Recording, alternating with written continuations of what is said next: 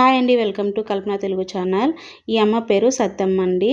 ఈమె మా వీధిలో ఉంటుంది. తిరుపతిలో మేమున్న ఇంటికాడ వీధిలో ఉంటుందండి. చాలా సత్యమైన తల్లి అండి.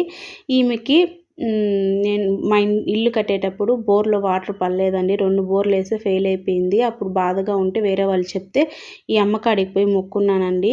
ఇంకా మొక్కున్నప్పుడు ఖచ్చితంగా నేను అనుకున్న టయానికైతే బోర్లో వాటర్ అయితే పడిపోయిందండి. అప్పటి నుంచి ఈమెని దేనికైనా ఈమెని నమ్ముకుంటానండి. ఈమె దగ్గర దండం పెట్టుకుంటా, ఏదైనా జరిగిపోతుంది.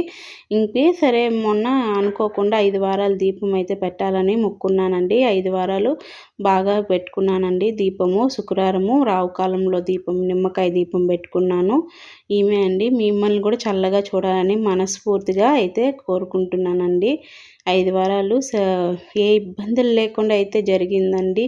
ఒక్క వారం కూడా నిలపలేదు. 5 వారాలు బాగా పెట్టుకున్నాను. 5వ వారం టెంకాయ కొట్టుకొని ప్రసాదం చేసి అయితే పంచినాను.